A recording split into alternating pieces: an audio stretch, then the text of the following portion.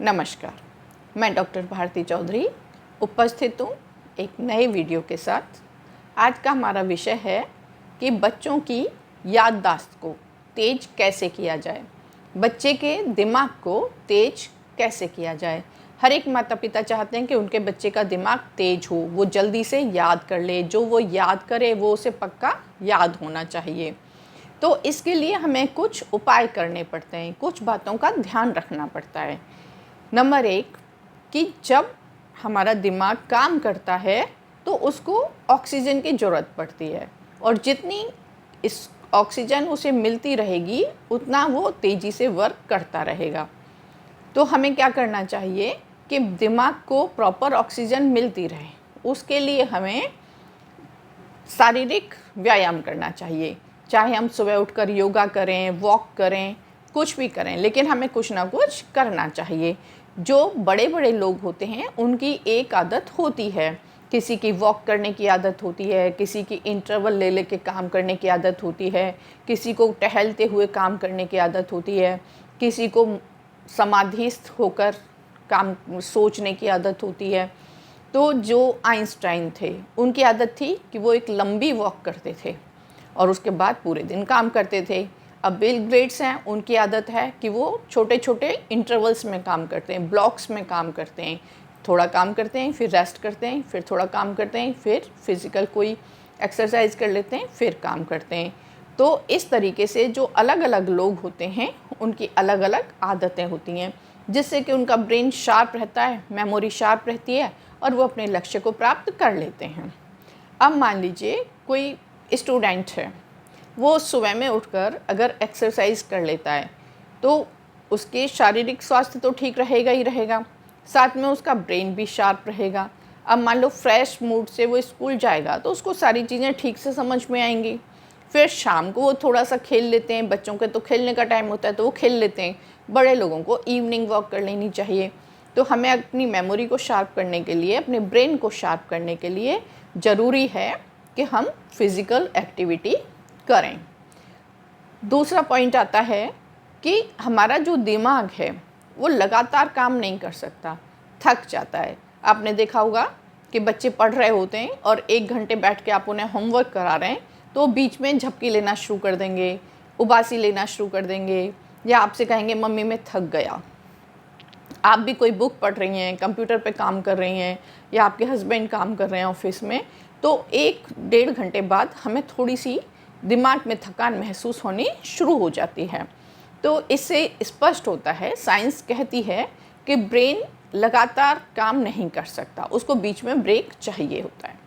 तो इसलिए हमें क्या करना चाहिए कि थोड़ा थोड़ा ब्रेक लेकर काम करना चाहिए। 1 घंटा कर लिया, फिर 10 मिनट थोड़ा सा उठ के हमने कोई वॉक कर ली या कोई फिज़िकल एक्टिविटी कर ली, फिर 1 घंटे काम कर लिया, 2 घंटे काम कर लिया, और फिर हमने थोड़ा सा बीच में इंटरवल ले लिया, ब्रेक कर दिया। तो उससे क्या रहता है कि हमारा जो कंसंट्रेशन है वो भी इम्प्रूव होता है, मेमोरी भी शार्प होती है और ब्रेन भी हमारा एनर्जेटिक रहता है। और जब कोई भी चीज़ एनर्जी वाली रहेगी, उसमें पूरी शक्ति रहेगी, तो वो अपना पूरी ताकत लगाकर काम आप कर सकते हैं, वो परफेक्टली काम करता है। नेक्स्ट पॉइंट आता है हमारा कि जो हमारा ब्रेन है वो आंकड़े नहीं समझता, वो स्टोरी अच्छे से समझ लेता है।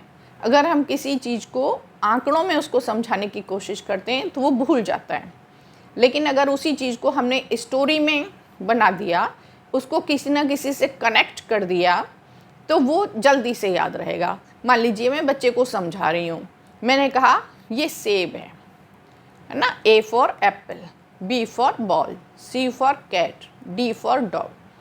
मैंने ऐसे कह दिया तो वो बच्चा याद तो करेगा उसे, लेकिन वो पक्का याद नहीं होता, वो परफेक्टली उसका दिमाग उसे एक्सेप्ट नहीं करता है, क्योंकि वो हमने उसको फैक्ट्स बताए। अब इसी चीज़ को अगर मैं उसको कहती हूँ, एप्पल दिखाते हुए मैं उससे कहती हूँ कि ये सेब है और इसको खाने से हमारा स्वास्थ्य ठीक रहता है, ये लाल रंग का होता है। उसी तरीके से मैंने कह दिया कि जो D फॉर डॉग, डॉग जो है हमारा पालतू एनिमल होता है और वो बहुत फेथफुल होता है, और उसकी और एक आधी विशेषताएं बता दी। तो इस तरीके से हमने उसको क्या किया, कनेक्ट कर दिया। तो जब कोई चीज़ कनेक्ट हो जाती है तो वो रियल लाइफ में बच्चा उसको फील करता है, देखता है, महसूस करता है, इमेजिन कर पाता है। और जब हम कोई चीज़ इमेजिन करते हैं तो उसकी पिक्चर हमारे दिमाग में आ जाती है। तो पहचान गया, तो आपने उसको कनेक्ट कर दिया, एक स्टोरी की फॉर्म में उसे बताया, तो वो चीज़ जो है वो जल्दी याद होती है और देर तक याद रहती है। तो आपको अपने ब्रेन को शार्प करने के लिए, अपने बच्चे की मेमोरी को थोड़ा सा पावरफुल बनाने के लिए, आपको जो कुछ भी चीज़ें आप उन्हें पढ़ा रहे हैं उन्हें कनेक्ट करना पड़ेगा, उनको एक स्टोरी की फॉर्म में समझाना पड़ेगा, तब जाके बच्चा समझ पाएगा। आप ऐसे समझ लीजिए, प्रैक्टिकल लाइफ में आप टीवी देखती हैं, उसमें सब मूवी के पिक्चर्स वगैरह आते हैं, आप थिएटर में मूवी देखने जाती हैं, तो बच्चे उस चीज़ को देख के फटाफट से समझ जाते हैं। छोटे छोटे बच्चे कार्टून समझ जाते हैं, छोटे छोटे बच्चे पोयम की पूरी स्टोरी आपको समझा देते हैं। क्यों समझा देते हैं? क्योंकि जो देखी हुई चीज़ है वो जल्दी याद होती है, और जो भी मूवी होती है, कार्टून होते हैं, पिक्चर्स होती हैं, वो स्टोरी की फॉर्म में होती हैं, उसमें एक स्टोरी डिस्प्ले की जाती है। नेक्स्ट पॉइंट आता है पिक्चर्स, कि जो ब्रेन है हमारा वो टेक्स्ट की बजाय, जो हमारा टेक्स्ट होता है यानी कि जो हमारे शब्द होते हैं, सेंटेंसेस होते हैं, उनकी बजाय वो ग्राफ्स को जल्दी एक्सेप्ट करता है। यानी कि हम कोई ग्राफिक बनाएंगे, कोई मैप बनाएंगे, कोई फिगर ड्रॉ करेंगे, कोई स्टोरी ड्रॉ करेंगे, कुछ कलरफुल होगा, तो यानी कि जो कुछ भी हम रेखा चित्र बनाते हैं, जो भी हम ड्राइंग करते हैं, उसे हमारा ब्रेन जल्दी एक्सेप्ट कर लेता है। और यही कारण है कि आजकल जो गवर्नमेंट है वो न्यू एजुकेशन पॉलिसी के अकॉर्डिंग भी बच्चों को ग्राफिक्स के थ्रू, जो है होते हैं पावर पॉइंट स्लाइड के थ्रू, और पिक्चर्स के थ्रू, खेल खेल में एक्टिविटीज़ के थ्रू, प्रोजेक्ट के थ्रू टेस्ट को, उसको जो कंटेंट है उसको पढ़वाना चाह रही है। उसका रीज़न यही है कि बच्चा रेखा चित्र को देखकर, फिगर्स को देखकर जल्दी से समझ लेता है, उसकी अंडरस्टैंडिंग फास्ट हो जाती है। नेक्स्ट पॉइंट आता है कि बच्चों को जो चीज़ें हैं वो रटानी नहीं हैं। अगर आपने उसको समझाया तो वो समझ गया तो वो स्थायी होगा, परमानेंट होगा। अगर आपने उसको कहा कि ये काउंटिंग्स हैं, लर्न कर लो, और आप आगे आगे बोले जा रहे हैं 1 2 3 4 5 6 7 8, और ऐसे ही बच्चा आपको पीछे पीछे बोले जा रहा है 1 2 3 4 5 6 7 8 9 ABCDEFGHIJ, तो इस तरीके से आपने उसको रटा दिया, और फिर आपने उसको सुन भी लिया, आपने उसको लिखवा के भी देख लिया, लेकिन उसके बावजूद भी बच्चा उसे भूल जाएगा। क्यों? क्योंकि उसने वो रटा है, समझा नहीं है। इसकी जगह पर आप उसे समझाएं। अब रटाने में और समझाने में अंतर क्या होता है? रटाने में आपने उसको चीज़ दे दी और आगे आगे बोल के उसे रटवा दिया, उसके ब्रेन ने उसको कुछ क्रिएटिव नहीं किया। अब आप समझाने में क्या होता है कि आप उसे बताइए कि 1 है, तो वो 1 को समझने के लिए उसको देखना पड़ेगा कि 1 ऊपर से नीचे हम लाइन खींचते हैं तो 1 बन जाता है, 2 हम ऐसे घुमाते हैं तो 2 बन जाता है, 3 हम ऐसे करते हैं तो 3 बन जाता है। पहले नंबर की जो फिगर है वो 1 कहलाती है, दूसरे नंबर की जो डिजिट है वो 2 कहलाती है, 2 की शेप ऐसी होती है, 3 की शेप ऐसी होती है, 1 और 1 हम 2 बार लिख देते हैं तो 11 बन जाता है। तो जब ये बारीकियां उसको समझ में आ जाती हैं, यानी कि कोई भी चीज़ समझने के लिए बच्चे को पता होना चाहिए कि वो क्या है, क्यों है, कैसे है, और हम उसे क्यों पढ़ रहे हैं।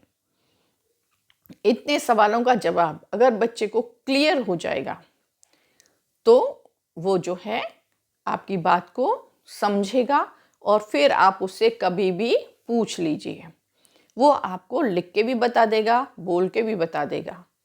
अब नेक्स्ट बिंदु आता है हमारा रिवीजन। हमारे दिमाग का एक नियम होता है कि जो चीज़ हमने आज पढ़ी है, आज समझी है, वो हमें 24 घंटे याद रहेगी। फिर 24 घंटे के बाद में अगर हमने उसे रिवाइज कर लिया तो हमें 1 हफ्ते याद रहेगी। अगर एक हफ्ते के बाद हमने उसको वापस रिवाइज कर लिया तो वो हमें 1 महीने याद रहेगी, और 1 महीने के बाद अगर हमने उसे वापस रिवाइज कर लिया तो वो हमें फिर पूरे साल याद रहेगी, और साल के बाद अगर आपने उसे रिवाइज कर लिया तो वो आपको पूरी ज़िंदगी याद रहेगी। ये याद करने का एक सिद्धांत है। रिवीजन, पुनरावृत्ति, बार बार करना। तो ये बुज़ुर्गों ने भी कहा था और सभी लोग कहते हैं, हमारा खुद का भी अनुभव है कि जिस चीज़ को हम जितनी बार दोहराते हैं वो चीज़ हमें उतनी ज़्यादा समझ में आती है, क्लियर होती चली जाती है। हर बार उसका एक नया अर्थ हमें क्लियर हो जाता है और जब हम उसे उसकी हमारी डीप नॉलेज हो जाती है तो वो हमें परमानेंट याद हो जाती है। फिर उसे हम कभी भी नहीं भूलते हैं। वो हमारे मेमोरी में इतनी गहराई से याद हो जाती है कि वो हमारा एक अंग बन जाती है। हम उसे जब चाहे तब इस्तेमाल कर लेते हैं, उसमें हमें कोई गलती की गुंजाइश नहीं होती है। तो रिवीजन बहुत ज़्यादा ज़रूरी है। नेक्स्ट और सबसे इम्पोर्टेंट जो क्वेश्चन है वो है जिज्ञासा। आप अपने बच्चे में जिज्ञासा पैदा करिए, क्योंकि दिमाग तेज करने के लिए, मेमोरी शार्प करने के लिए बच्चे का क्रिएटिव होना बहुत ज़रूरी है। जिस बच्चे में जितनी ज़्यादा जिज्ञासा होती है, जितने ज़्यादा वो क्वेश्चंस पूछता है, जिज्ञासा होगी तो वो क्वेश्चंस पूछेगा, क्वेश्चन पूछेगा तो उसके आंसर्स ढूंढेगा। और हमारे दिमाग की हैबिट होती है कि वो कोई भी प्रश्न अपने पास में नहीं रखता, उसको हर प्रश्न को सॉल्व करना ही करना होता है। उसे हर प्रश्न का उत्तर चाहिए। जब तक उसे उत्तर नहीं मिल जाएगा तब तक वो शांत नहीं बैठेगा। बाय हुक और बाय क्रुक वो उसका उत्तर ढूंढने की कोशिश करेगा। और जब हमारे ब्रेन को आंसर चाहिए तो वो हमें मोटिवेट करेगा कि इसका आंसर ढूंढो, इसका आंसर ढूंढो, इससे पूछो, उससे पूछो, ये करो, वो करो। तो हम लोग एफर्ट्स करते हैं, हमारा दिमाग चलता है। तो दिमाग को चलाने के लिए क्रिएटिव होना बहुत ज़रूरी है। थिंकिंग स्किल डेवलप होती है फिर जब जिज्ञासा मन में होती है तो उसको वो खोज करता है, उसके विषय में सोचता है, उस पर चिंतन मनन करता है। तो वो चीज़ें जो हैं बच्चे की मेमोरी को शार्प करती हैं, उसके दिमाग को शार्प करती हैं। नेक्स्ट और इम्पॉर्टेंट जो चीज़ है वो है स्ट्रेस फ्री। व्यक्ति को, चाहे वो छोटा बच्चा है, चाहे बड़ा है, चाहे बूढ़ा है, जो भी व्यक्ति अपने दिमाग को तेज़ रखना चाहता है, अपनी मेमोरी को शार्प रखना चाहता है, उसको चाहिए कि वो टेंशन फ्री रहे, चिंता ना करे। जिन घरों में जो बच्चों को टॉर्चर किया जाता है, जिन घरों में महिलाओं को टेंशन दिया जाता है, उनका स्वभाव टेंशन लेने का बन जाता है। वो छोटी छोटी बातों पर टेंशन करते रहते हैं, काम नहीं करेंगे, चिंता करेंगे। और उस स्थिति में क्या होता है कि वो जो काम उन्हें आता है उसे भी भूल जाते हैं, क्योंकि टेंशन में दिमाग उलझ के रह जाता है, वो कंफ्यूज्ड हो जाता है, वो डिसीज़न ही नहीं ले पाता। और जब दिमाग डिसीज़न नहीं लेगा तो वो इंस्ट्रक्शन कैसे देगा? हमारी बॉडी तो तभी काम करती है ना जब हमारा ब्रेन इंस्ट्रक्ट करता है। और हमारा ब्रेन इंस्ट्रक्ट कब करता है? जब विज़न क्लियर होता है, जब उसे ये सारी चीज़ें क्लियर होती हैं कि हमें करना क्या है, हमारा मिशन क्या है, हमें क्या करना है। फिर वो आपको आइडियाज़ देता है कि ऐसे करो, वैसे करो। सारे आइडियाज़ हमारे दिमाग में आते चले जाते हैं, क्योंकि हमारे क्वेश्चन पैदा हो जाता है कि हमें टास्क मिल गया कि आज हमें ये निबंध लिखना है। तो अब दिमाग सोचेगा कि ये वाली बुक पढ़ो, इसमें से तुम्हें आइडिया मिल जाएगा, ये वाली बुक पढ़ो, इसमें से तुम्हें आइडिया मिल जाएगा, ऐसे लिखो, इससे तुम्हें आइडिया मिल जाएगा। तो हम उस काम को करना शुरू कर देते हैं। लेकिन जब हमें टेंशन होता है तो हमारा दिमाग में क्या होता है कि अरे ये तो मुझे आता ही नहीं है, मैं कैसे करूँगी, ये तो मैंने लिखा ही नहीं था, ये कैसे करूँगी। अच्छा, निबंध होता क्या है, ये कैसे लिखा जाता है, अगर इसमें ये गलती हो गई तो, ये वाली गलती हो गई तो इस तरीके से क्या होता है कि आदमी चिंता करता है। चिंता करने से क्या होता है, उसके मन में नेगेटिव थॉट्स आते हैं। नेगेटिव थॉट्स आते हैं तो उसका डर जो है वो बढ़ता बढ़ता चला जाता है। और जब व्यक्ति के अंदर डर पैदा हो जाता है, टेंशन की वजह से डर पैदा होगा, कन्फ्यूज़न पैदा होगा, तो क्या होगा, ब्रेन उलझ के रह जाएगा और उसकी कैपेसिटी भी कम हो जाएगी, काम करने की स्पीड भी कम हो जाएगी और आपकी मेमोरी भी डल हो जाएगी, वो भी प्रभावित होगी। वो फिर ऊपर बढ़ने के बजाय नीचे बढ़ेगी, यानी कि आपका दिमाग तेज़ होने के बजाय कमज़ोर होना शुरू हो जाएगा। जिन ऑफिसेज़ में, जिन स्कूल्स में टीचर्स को टेंशन दिया जाता है, एम्प्लॉय को टेंशन दिया जाता है, उसको फोर्सफुली कोई काम करवाया जाता है, उसको पूरा प्रॉपर रिसोर्सेज नहीं दिए जाते हैं, प्रॉपर टाइम नहीं दिया जाता है कि इतना जितना समय उस काम के लिए चाहिए वो पूरा प्रॉपर टाइम नहीं दिया गया है। तो वहाँ पर क्या होता है कि इस वर्क लोड की वजह से जो कर्मचारी है, जो टीचर्स हैं या जो एम्प्लॉई है, वो बहुत स्ट्रेस में आ जाते हैं, बहुत टेंशन में आ जाते हैं। और स्ट्रेस में आने के बाद क्या होता है कि फिर यही काम होता है, उनका ब्रेन काम करना कम कर देता है, कंफ्यूज्ड हो जाता है, वो कोई प्रॉपर डिसीजन नहीं ले पाते हैं, उनकी जो थिंकिंग कैपेसिटी है वो कम हो जाती है, उनकी जो क्रिएटिव कैपेसिटी है वो कम हो जाती है। और उससे क्या होता है कि वो जो सही काम करना चाह रहे थे वो भी गलत हो जाता है, जल्दबाजी की वजह से गलत हो जाता है और कुछ स्ट्रेस की वजह से गलत हो जाता है। आप कभी देखिएगा कि आपके बच्चे को बहुत अच्छे से बातचीत करनी आती है, लेकिन वो जिस व्यक्ति से डरता है उस व्यक्ति के सामने उससे कहो कि बेटा एक पोएम सुना दो, पहले तो वो सुनाने से पहले ही नर्वस हो जाएगा, उसके बाद में वो सुनाएगा तो अटकना शुरू हो जाएगा। जो बच्चा फ्लो में पोएम आपको सुनाता था वो उस व्यक्ति के सामने, मान लो जैसे ऐसे समझ लो कि मम्मी से बच्चा फ्री रहता है, कोई स्ट्रेस उसे नहीं होता, तो मम्मी को बड़े प्यार से वो उस पोएम को सुना देता है।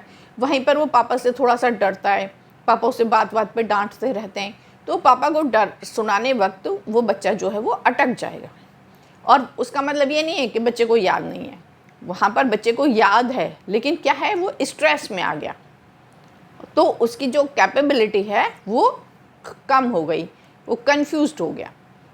दिमाग एक बार में एक ही काम करता है, और जितना दिमाग आपका शांत रहेगा उतना वो अच्छा काम करेगा। अगर आपको अपनी मेमोरी शार्प करनी है, अपने दिमाग को तेज़ करना है, या आपको अपने बच्चे के दिमाग को तेज़ करना है, तो आपको घर में शांति रखनी पड़ेगी, आपको अपने दिमाग में शांति रखनी पड़ेगी। शांति का मतलब ये है कि आपकी अंदर से जो इच्छा शक्ति है वो इतनी दृढ़ होनी चाहिए कि किसी सामने वाले व्यक्ति को देखकर सुनकर आपको कोई डर ना लगे, आप टेंशन में ना आएं, आप चिंता फिक्र ना करें। तो इस तरीके का अगर आपको माहौल मिलता है, आपको लोगों का सपोर्ट मिलता है, तो आपका दिमाग तेज होता चला जाएगा। अन्यथा आपकी मेमोरी वीक होती चली जाएगी। आप नोटिस कर सकते हैं, अपने आसपास देख सकते हैं कि जो लोग बहुत ज़्यादा टेंशन में रहते हैं, जिनकी लाइफ में बहुत ज़्यादा टेंशन होता है, चाहे वो छोटा बच्चा हो चाहे वो बड़ा व्यक्ति हो, उन लोगों की मेमोरी धीरे धीरे कम होती चली जाती है, उनका ब्रेन धीरे धीरे डल होता चला जाता है। आपने सुना होगा, अरे यार आजकल तो मैं भूल ही जाता हूँ, अरे भाई मेरे से तो आजकल बड़ी गलतियाँ होती हैं, मम्मी मैं याद करके गया था, पता नहीं वहाँ पर कैसे गलत हो गया। गलत वो कैसे हो गया नहीं हो गया, एग्ज़ाम का टेंशन हो गया। जहाँ कहीं भी आप प्रेजेंट करने जा रहे थे वहाँ स्टेज पर जाकर आप टेंशन में आ गए, स्ट्रेस में आ गए, इसलिए आपसे वो गलतियाँ हो गई। तो इन सब चीज़ों के लिए रेगुलर प्रैक्टिस हमें करनी पड़ेगी और अपने दिमाग को शांत रखना पड़ेगा।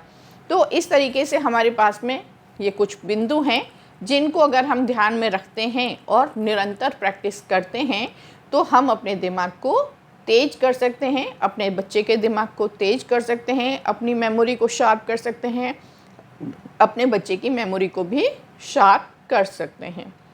धन्यवाद। आपका जो भी कोई सवाल हो तो आप मुझे मैसेज कर सकते हैं 9897259147 पर।